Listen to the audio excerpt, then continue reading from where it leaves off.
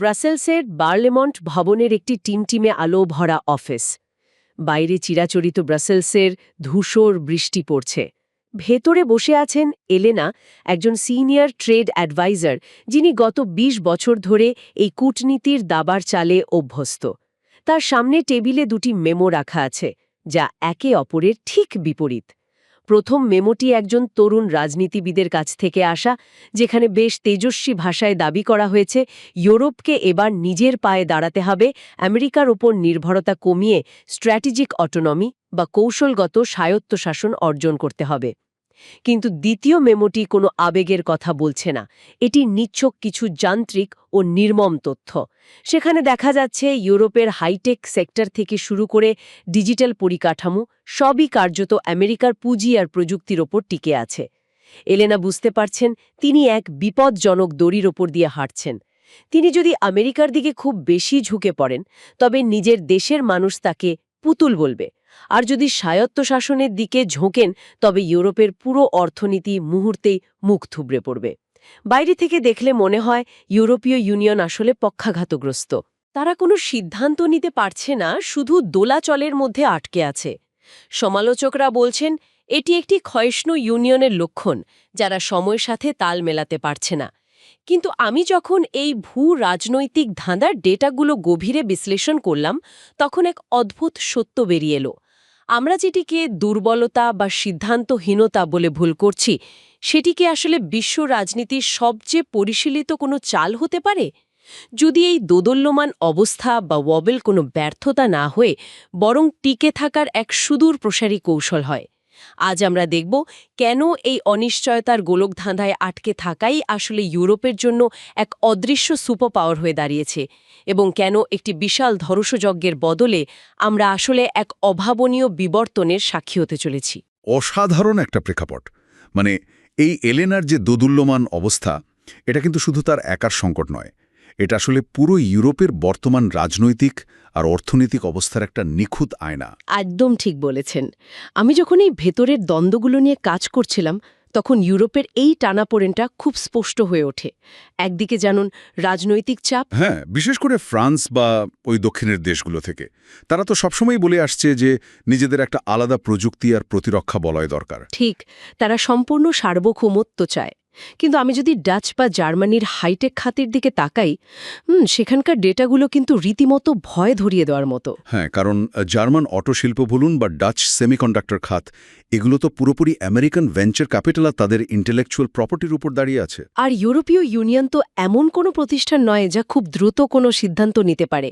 এটা মূলত ঐকমত্যের ভিত্তিতে কাজ করে। আমি একটা জায়গায় পড়ছিলাম, ইউরোপকে একটা ২৭ পায়ের দৈত্য বলা যায়। হা হা, ২৭ পায়ের দৈত্য, খুব সুন্দর একটা তুলনা। মানে পোল্যান্ড চাইছে যে কোনো মূল্যে নিরাপত্তা নিশ্চিত করতে, আবার ফ্রান্স দৌড়াতে চাইছে সার্বভৌমত্বের দিকে, আর ওদিকে জার্মানি মাঝখান দিয়ে হেঁটে তাদের ওই বিশাল অটোশিল্পটাকে বাঁচাতে চাইছে। ঠিক। এখন এলেনা যদি খুব দ্রুত কোনো একটা দিকে সিদ্ধান্ত নিয়ে ফেলেন, তাহলে এই ২৭ পায়ের দৈত্যটা তো হুমড়ি খেয়ে পড়বে, তাই না? একদম তাই। এই যে দোদুল্যমানতা বা যাকে আমরা ওয়েবল বলছি, এটা মোটো কোনো ভীরুতা নয়। এটা হলো এই ২৭টা ভিন্নমুখী রাষ্ট্রকে একসাথে নিয়ে কোনো মতে টিকে থাকার একমাত্র উপায়। আর এই টিকে থাকার কৌশলটার একটা গালভরার নামও আছে। আমি দেখলাম তারা এটাকে বলছে ওপেন স্ট্র্যাটেজিক অটোনমি। হ্যাঁ, ওপেন স্ট্র্যাটেজিক অটোনমি শব্দটা শুনলে মনে হয় বেশ স্বাধীন একটা ব্যাপার, কিন্তু আসলে এর ভেতরের অর্থটা হলো প্রয়োজনে একাকী কাজ করার সক্ষমতা রাখা, কিন্তু যতক্ষণ সম্ভব অংশীদারদের সাথে আঠার মতো লেগে থাকা। মানে নিজেদের এই যে প্রবল আন্তর্নির্ভরশীলতা আছে, সেটাকে নীরবে স্বীকার করে নেওয়া। আমি যদি প্রযুক্তি আর জ্বালানির শেকলটার দিকে তাকাই, তাহলে এই নির্ভরশীলতার গভীরতাটা বোঝা যায়। বিশেষ করে ডিজিটাল কাঠামোর ক্ষেত্রে ইউরোপের পুরো ডিজিটাল পরিকাঠামো তো আমেরিকানদের হাতে। হ্যাঁ, যে কোনো স্টার্টআপ থেকে শুরু করে সরকারি কাজ, সব জায়গায় AWS বা মাইক্রোসফট অ্যাজিওর ব্যবহার করা হচ্ছে। আর আর্টিফিশিয়াল ইন্টেলিজেন্সের ক্ষেত্রে তো ওপেন AI এর মতো প্রতিষ্ঠানের ওপর নির্ভরশীলতা প্রায় একচেটিয়া। শুধু AI নয়, সাইবার সিকিউরিটিটাও তো আমেরিকানদেরই নিয়ন্ত্রণে। আর এর সাথে যদি জ্বালানি খাতের বিষয়টা যোগ করি তাহলে ছবিটা আরও পরিষ্কার হয়। একদম। রাশিয়া থেকে গ্যাস আসা বন্ধ হওয়ার পর ইউরোপ এখন আমেরিকার এলএনজি বা লিকুইফাইড ন্যাচারাল গ্যাসের ওপর মারাত্মকভাবে নির্ভরশীল। এই অবস্থায় হঠাৎ করে আমেরিকার সাথে সম্পর্ক ছিন্ন করার মানে কি দাঁড়ায়? মানে হলো আক্ষরিক অর্থেই পুরো অর্থনৈতিকের সুইচ বন্ধ করে দেওয়া, বিদ্যুতের সুইচ বন্ধ করে দেওয়া। ঠিক এই কারণেই ইউরোপ একটা অভিনব হাতিয়ার তৈরি করেছে। আমি এটাকে বিশ্লেষণ করে দেখলাম, এর নাম হলো অ্যান্টি-কোয়াশন ইনস্ট্রুমেন্ট। হ্যাঁ, এটা একটা চমৎকার ডেটারেন্ট, অনেকটা পারমাণবিক অস্ত্রের মতো। পারমাণবিক অস্ত্র মানে অস্ত্রটা আছে কিন্তু ব্যবহার করার জন্য নয়। ঠিক তাই। এর মূল উদ্দেশ্য হল টেবিলে সুন্দর করে সাজিয়ে রাখা, যাতে অন্য দেশগুলো ইউরোপকে অর্থনৈতিকভাবে চাপ দিতে ভয় পায়। এলেনা কিন্তু এই অস্ত্রটা কখনো সরাসরি ব্যবহার করেন না। শুধু দেখিয়েই নিজের দাঁড়াবাজিটা চালিয়ে যান। অসাধারণ একটা ব্যালেন্সিং অ্যাক্ট। তবে এই ব্রাসেলসের দরাবাজিটা পুরোপুরি বুঝতে হলে আমাদের ফোকাসটা একটু আটলান্টিকের ওপারে সরাতে হবে, আমেরিকার ভেতরের অর্থনৈতিক দিকে। হ্যাঁ, আমি ওহাইওর একজন কারখানার মালিকের ডেটা দেখছিলাম। ধরুন তার নাম মার্কাস। সে হয়তো শুরুতে আমেরিকার ওই আমেরিকা ফার্স্ট বা আগ্রাসী বাণিজ্য নীতিগুলোকে বেশ সাপোর্ট করেছিল। সেটা তো খুব স্বাভাবিক। দেশীয় শিল্পের বিকাশ হবে, বিদেশি পণ্যের ওপর শুল্ক বসবে, এমনটা তো যে কোনো স্থানীয় ব্যবসায়ী চাইবে। কিন্তু আমি যখন বৈশ্বিক বাণিজ্যের গাণিতিক বাস্তবতাটা দেখলাম, সেটা বেশ নির্মম। মার্কাসের কারখানার মেশিনগুলো চালানোর জন্য যে স্টিল লাগে সেটা সাধারণ লোহা নয়, সেটা আসে লাক্সেমবার্গ থেকে। অত্যন্ত সুনির্দিষ্ট রাসায়নিক গঠনের একটা স্টিল। আর এটাকে অর্থনীতিতে বলা হয় ফিক্সড ইনপুট আউটপুট লিঙ্কেজ। এখন মার্কাস যদি মনে করে সে লাক্সেমবার্গের স্টিল বাদ দিয়ে দেশীয় স্টিল ব্যবহার করবে, সেটা চাইলেই করা সম্ভব না। একদমই সম্ভব না। তাকে মিলিয়ন মিলিয়ন ডলার খরচ করে কয়েক বছর ধরে কারখানার খোলন নলচে বদলাতে হবে। আর তার উৎপাদিত পণ্যের ক্রেতাও কিন্তু ওই ফ্রান্স বা স্পেনের বড় বড় অ্যারোস্পেস কোম্পানিগুলো। মানে ইনপুট আর আউটপুট দুটোতেই সে গ্লোবাল সাপ্লাই চেনের সাথে একেবারে আষ্টে-পিষ্টে জড়িয়ে আছে। এই সাপ্লাই চেনের গভীরতা বোঝাতে আমরা পদার্থবিদ্যার হিট ডেথ কনসেপ্টটা ব্যবহার করতে পারি। হিট ডেথ মানে যখন শক্তির প্রবাহ বন্ধ হয়ে মহাবিশ্ব জমে যায়। ঠিক অর্থনীতিতেও যখন বাণিজ্যের প্রবাহটা বন্ধ হয়ে যায়, তখন পুরো সিস্টেমটা আসলে মারা যায়। চরম মাত্রা শুল্ক আরোপ করলে মার্কেসের মতো হাজার হাজার ব্যবসায়ীর সাপ্লাই চেইন জমে গিয়ে মারাত্মক একটা স্থিতিতা তৈরি হবে। আমি এই বাণিজ্য যুদ্ধের গাণিতিক ক্ষতিটা নিয়ে বেশ কিছু হিসেব দেখছিলাম। ধরুন আমেরিকা যদি 10% সর্বজনীন ট্যারিফ আরোপ করে, তাহলে কিন্তু আমেরিকার জিডিপি 0.83% কমে যায়। হ্যাঁ, আর সেখানে ইউরোপের কমে 0.72%। কিন্তু সবচেয়ে ইন্টারেস্টিং ব্যাপার হলো এই একই পরিস্থিতিতে চীনের জিডিপি কমে মাত্র 0.64%। এটা একটা বিরাট পয়েন্ট। চীনের এই তুলনামূলক কম ক্ষতির কারণটা আসলে কি? এর কারণ হল চীনের অর্থনীতি অত্যন্ত সুপরিকল্পিত এবং রাষ্ট্রীয়ভাবে দারুণভাবে নিয়ন্ত্রিত। তারা যে কোনো বৈশ্বিক বাণিজ্য যুদ্ধে অত্যন্ত শক্তভাবে স্থিতিশীলতা বজায় রাখতে সক্ষম হয়। তাদের ইকোনমিক মডেলটা এই ধরনের ধাক্কা সামলানোর জন্য খুব ভালোভাবে তৈরি করা। অর্থাৎ চীন নিজেদের পরিকল্পিত ব্যবস্থার কারণে অনেক বেশি সুরক্ষিত থাকে। অন্যদিকে আমেরিকা সবচেয়ে বেশি ক্ষতিগ্রস্ত হয়, কারণ তাদের অর্থনীতি বিশ্বের সবচেয়ে বেশি ইন্টিগ্রেটেড বা সংযুক্ত একটা ব্যবস্থা। একদম। এই ব্যবস্থায় কোথাও একটা টোকা লাগলে পুরো আমেরিকায় তার একটা চেইন রিঅ্যাকশন হয়। এই পলিসিগুলোর মধ্যে এসকেলেশন ট্র্যাপ আর ভালভ ইফেক্ট নামের দুটো দারুণ ব্যাপার আছে। হ্যাঁ, আমি দেখলাম। ধরুন ট্যারিফ 145% পর্যন্ত বাড়িয়ে দেওয়া হলো। ডেটা বলছে এতে আমেরিকায় রাতারাতি 4% মজুরি কমে যাবে, একটা তীব্র মন্দা দেখা দেবে। কিন্তু বাণিজ্য তো আর থেমে থাকে না। না, বাণিজ্য কখনো থামে না। এটা নদীর জলের মতো, বাধা পেলে পাশ দিয়ে নতুন পথ তৈরি করে নেয়। আর এটাই হলো ভালভ ইফেক্ট। যখন আমেরিকা আর ইউরোপের সরাসরি পথে বাধা আসে, তখন মেক্সিকোর মতো দেশগুলো মাঝখানে চলে আসে। তারা মধ্যস্থতাকারী হিসেবে কাজ করে এবং তাদের বাণিজ্য প্রায় 7.8% বেড়ে যায়। এর মানে হলো আমেরিকা আসলে বিদেশ থেকে পণ্য কেনা বন্ধ করতে পারে না। তারা একই পণ্য শুধু ভিন্ন একটা দেশ ঘুরে আরও অনেক বেশি দামে কিনতে বাধ্য হয়। আর ইতিহাসেও এর প্রমাণ আছে। আমি 1807 সালের থমাস জেফারসনের সেই এমবার্গোর ঘটনাটা দেখছিলাম।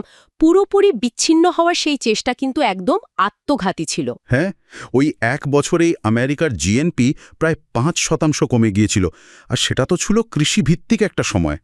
আজকের এই সেমিকন্ডাক্টর আর ক্লাউড কম্পিউটিংয়ের যুগে এমন কিছু করাটা আক্ষরিক অর্থেই অর্থনৈতিক আত্মহনন। তাহলে এখানে একটা প্রশ্ন চলেই আসে, আমেরিকা যদি সত্যি এমন কোনো চরমপন্থী বা বিচ্ছিন্নতাবাদী সিদ্ধান্ত নিয়ে বসে, তাহলে তো পুরো ব্যবস্থাই ভেঙে পড়বে। কিন্তু আমি বিশ্লেষণ করে দেখলাম আমেরিকার নিজস্ব একটা প্রাতিষ্ঠানিক প্রতিরোধ ব্যবস্থা আছে। ঠিক, একটা পলিটিক্যাল ইমিউন সিস্টেম। হ্যাঁ, ইমিউন সিস্টেম।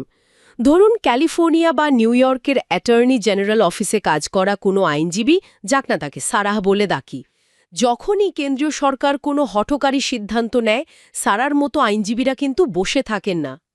তারা সাথে সাথে কোর্টে গিয়ে ইনজাংশন বা স্থগিতাদেশ জারি করান। এই বিচারক আর আইনজীবীরাই হলেন ওই সিস্টেমের শ্বেত রক্তকণিকা। একদম ঠিক। আর এই যে পদে পদে আইনি বাধা, একে বলা হচ্ছে পলিসি এন্ট্রপি। আমরা অনেক সময় এই আইনি দীর্ঘসূত্রিতাকে অদক্ষতা বলে মনে করি, কিন্তু আসলে এটাই একটা বিশাল সেফটি ফিচার। মানে কোনো একক ক্ষমতাধর ব্যক্তি চাইলেই রাতারাতি পুরো ব্যবস্থাটা ধ্বংস করতে পারবে না। এই বাধাগুলো তাকে আটকে দেবে। আর আমেরিকাকে একটা একক দেশ ভাবাটাও ভুল। আমি দেখলাম শুধু ক্যালিফোর্নিয়াই বিশ্বের ৫ম বৃহত্তম অর্থনীতি। তারা চাইলেই কেন্দ্রের বাইরে গিয়ে অন্যান্য দেশের সাথে নিজস্ব চুক্তিও করতে পারে, সাবন্যাশনাল ডিপ্লোমেসি যেটাকে বলে। এই সাবন্যাশনাল ডিপ্লোমেসির কারণে কেন্দ্রের চরম অস্থিতিশীলতার মাঝেও বাণিজ্য চলতে থাকে। আর ওই যে পলিটিক্যাল কোয়েশ্চেন ডক্ট্রিনের কথা বললেন, আগে তো আদালত পররাষ্ট্রনীতিতে মাথা ঘামাতো না। হ্যাঁ, কিন্তু এখন তো গ্লোবালাইজেশনের যুগ। আন্তর্জাতিক বাণিজ্য সরাসরি মার্কেসের মতো সাধারণ মানুষের পকেটে আঘাত করে, তাই আদালত এখন আর চুপ থাকতে পারে না। হ্যারাল্ড কোহে এখানে দারুণ একটা রূপক ব্যবহার করেছেন। ওই রাজা কিউনুটের সমুদ্রের ঢেউ থামানোর বিষয়টা। হ্যাঁ, হ্যারাল্ড কোহে বলেছেন, আজকের দিনে আদালতকে আন্তর্জাতিক বিষয় থেকে দূরে থাকতে বলা আর রাজা কিউনুটের সমুদ্রের ঢেউকে থেমে যেতে বলার নির্দেশ দেওয়া দুটোই সমান অবাস্তব। একদম, আদালত হস্তক্ষেপ করে এই চরমপন্থী নীতিগুলোকে ধীর করে দেয়, যা আসলে আলোচনার জন্য অমূল্য কিছু সময় বের করে আনে। আমি মিনেসোটার একটা উদাহরণ দেখছিলাম। সেখানে অভিবাসন নীতির যে পরিবর্তনগুলো হলো, সেগুলো কিন্তু ফেডারেল সরকারের নির্দেশে হয়নি, বরং স্থানীয় মূল্যবোধ আর অর্থনীতির চাহিদার কারণেই হয়েছে। মানে এই অভ্যন্তরীণ প্রতিরোধ ব্যবস্থাগুলো যে কোনো ক্ষতিকর পরিবর্তনকে একদম তৃণমূল পর্যায়ে আটকে দেয়। তাহলে পুরো চিত্রটা যদি আমি এক জায়গায় মেলাই, ব্রাসেলসে বসে এলেনা যে দৌড়াবাজি করছেন, সেটা কোনোভাবেই সিদ্ধান্তহীনতা নয়। এটা অত্যন্ত সুচিন্তিত একটা অপেক্ষা। তিনি আসলে আমেরিকান পলিটিক্যাল কাঠামোর এই ইমিউন সিস্টেমটার উপরই বাজি ধরছেন। ঠিক, তিনি জানেন যে মার্কাসের মতো ব্যবসায়ীদের অর্থনৈতিক বাধ্যবাধকতা আর সারার মতো আইনজীবীদের আইনি লড়াই, এগুলো মিলে আমেরিকার যে কোনো চরমপন্থী পদক্ষেপকে ঠিকই রুখে দেবে। কারণ তাদের এই আন্তনির্ভরশীলতা এতই গভীরে চলে গেছে যে চাইলেই কেউ কাউকে বাদ দিয়ে টিকে থাকতে পারবে না। আমরা অনেক সময় এই ধীরগতির আলোচনা বা রাজনৈতিক দীর্ঘসূত্রিতাকে ব্যর্থতা বলে মনে করি। আমরা চাই সবকিছু যেন খুব দ্রুত ফয়সালা হয়ে যায়। কিন্তু এই বিশ্লেষণ থেকে আমরা দেখলাম এই প্রাতিষ্ঠানিক ঘর্ষণ বা অদক্ষতাই আসলে একটা সুস্থ প্রতিরোধ ব্যবস্থার লক্ষণ। ঠিক তাই। এই ধীরগতি এবং দুদুল্যমান অবস্থায় আসলে বিশ্ব ব্যবস্থাকে খাদের কিনারা থেকে পড়ে যাওয়ার হাত থেকে রক্ষা করছে। আমি এই পুরো বিশ্লেষণ থেকে একটাই সিদ্ধান্তে পৌঁছেছি, যদি নিখুঁত দক্ষতা বা দ্রুততায় স্থিতিশীলতার শত্রু হয়ে দাঁড়ায়, তবে টিকে থাকার জন্য আমাদের এই ওয়াবল বা দুদুল্যমানতার প্রতি আরও অনেক বেশি কৃতজ্ঞ হওয়া উচিত। এটি কোনো ব্যর্থতা নয়, বরং এক অদৃশ্য সুপার পাওয়ার, যা নীরবে আমাদের রক্ষা করে চলেছে।